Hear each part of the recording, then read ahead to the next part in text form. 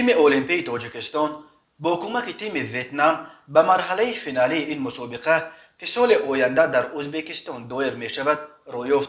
تیم تاجیکستان در مرحله انتخابی جام آسیا 2022 در گروه ب که از 25 تا 31 اکتبر در دوشنبه دایر گشت بر دسته های لبنان 1-0 و نپال 6-0 غلبه کرده از دسته ایران 2-3 شکست خورد و جای دوم را اشغال کرد. تاجیکستان با 6 امتیاز و تناسب خوب توپها 9-3 شانس خوبی برآمدن به مرحله فینالی را داشت، ولی تا آخرین لحظه تقدیرش از نتیجه بازی روز دوم نوامبر ویتنام و میانمار در بشکک وابسته بود. در صورت پیروزی یکی از این دسته ها بجز از حساب 4-3 5-4 6-5 راحت نصیب تاجیکستان میشد. اگر بازی با حساب 3-2 انجام میافت آنگاه شماره کارت های زرد دسته های داوطلب برشمرده میشد، ولی خدای نکرده بازی مساوی انجام میافت.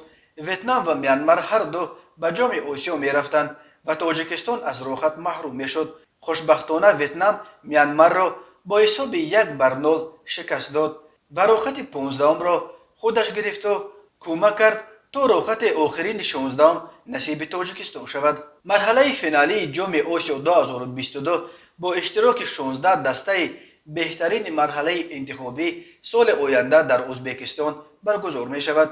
دسته های فوتبال جوانان تا 23 ساله قاره آسیا در مرحله انتخابی در 11 گروه بازی کردند.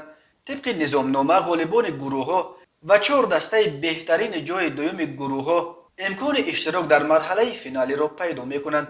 همین طریق ازبکستان به حیث میزبان دسته های المپی قطر، ایران، عراق، کویت، اردن، استرالیا، کره جنوبی، ویتنام، مالزی، ژاپن از جای اول گروه های دسته های تایلند، عربستان سعودی، ترکمنستان و تاجیکستان از جای دوم گروه های حقوق اشتراک در مرحله فینالی جام آسیا 2022 را پیدا کردند.